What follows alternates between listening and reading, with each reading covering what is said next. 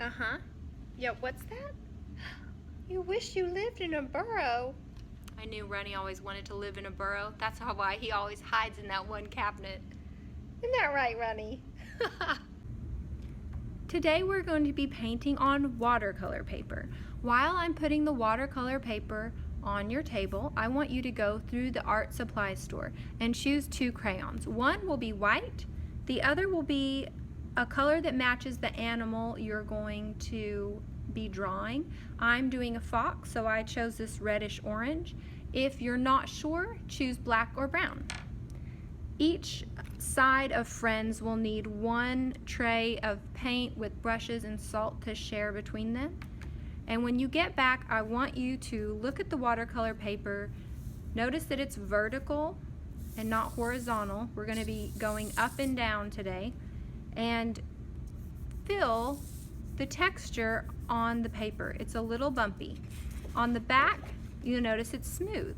You're going to write your name on the back. And then turn it over to the front.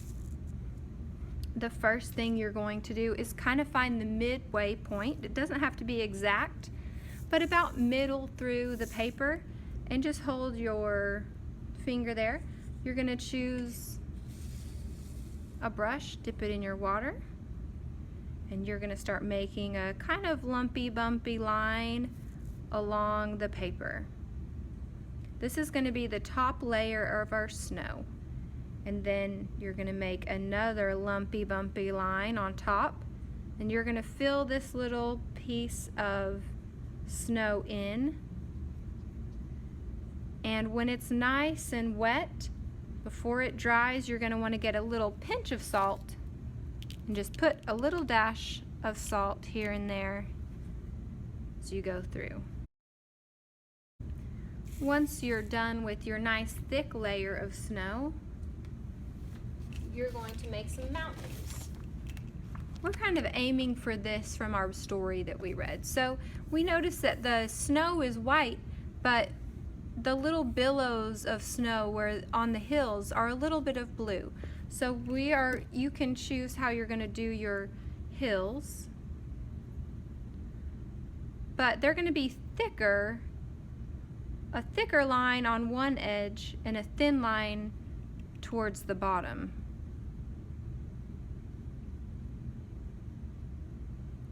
And then you're going to add a little pinch of salt to give your snow some texture. I'm going to go for another one here in the middle. And remember, you're going to try to get a thin part of your line and a thick part of your line, just to make it look a little more interesting. And a little pinch of salt. On the other one I did, I have a kind of a different arrangement. So everybody's will be different. Now for the bottom, we're going to be drawing our animal. It's going to be our focal point, and we want it to take up most of this space down here. The first time I drew a badger, and now I'm going to be working on a fox. A lot of these animals, like a badger, a fox, a bear, will kind of have a similar way that they're going to start out. And you've already sketched in your sketchbook. You can continue to do the one that you sketched, or you can choose another one. I have here the badger sketched out and the fox. So I'm going to choose the fox this time. And I'm going to start out with the same kind of curved line for the back. And then his little leg is going to fold in, so he has a curve going this way.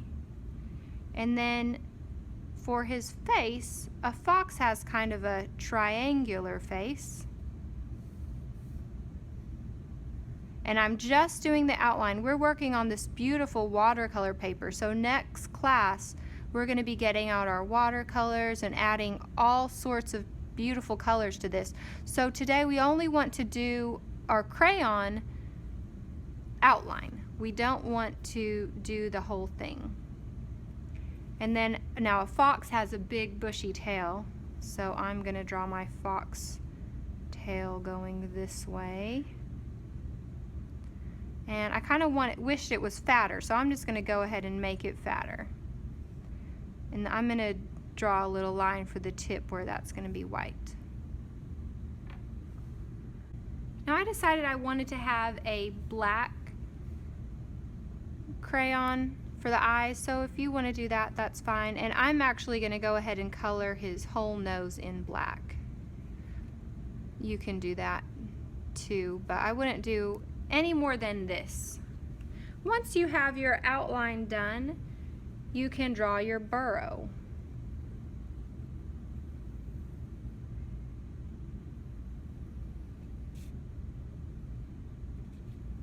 And if you want to draw an outlet going up, you could do that too. Now that we're done with the fox and burrow, we're going to get our white, and we are going to make magic on here. We're going to add swirls and bumps and rock type textures all along the inside of our burrow. Or maybe you want to draw some sort of leaf type shapes, but these are going to come out when we do our watercolor.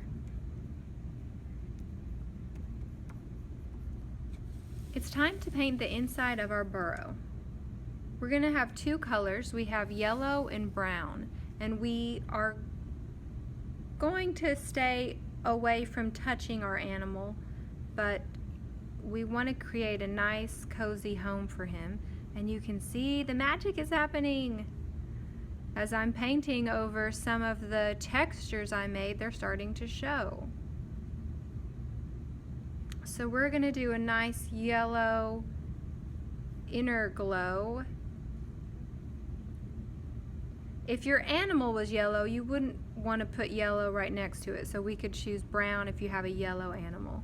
But then we'll put our brown a little farther away, closer to the edge of the burrow.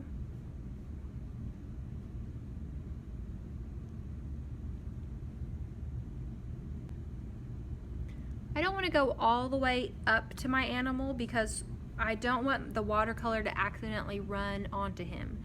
But I also don't like the white line directly around him.